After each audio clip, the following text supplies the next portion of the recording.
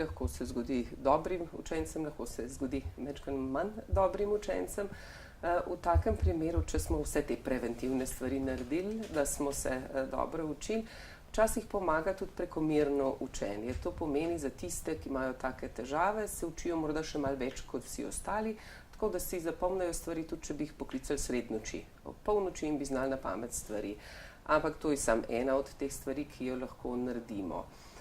Poleg tega lahko takrat, ko pridemo v to situacijo, v bistvu tudi razmislimo, kakšne so naše misli, ki nam blodijo takrat po glavi. In dostikrat se zgodi tisti situaciji, ko se pripravljamo pred preizkusom, ko čakamo na učiteljico, da začnemo razmišljati o tem, kaj pa če bom pisal cvek, pa kaj bo rekla mama, pa kaj se bo zgodilo potem, da prekinemo ta tok negativnih misli in da se poskušamo osredotočiti na situacije, ko smo pa dobro nekaj napisali, pa smo bili uspešni. Zelo fajn je tudi, da se v takih situacijah pred testom ne pogovarjamo z nekom, ki nam lahko samo še spodbudi te negativne misli. S kakšno zelo pridno učenko zmeraj piše 5, ampak zmeraj pravi, da nič ne zna in česa vsega ne zna.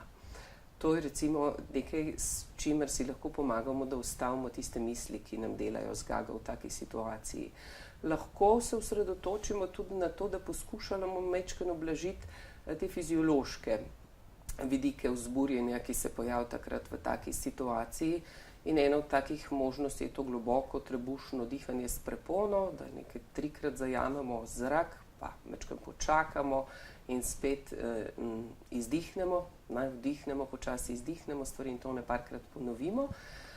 To nam pomaga, da znižamo nivo telesnega vzburjenja.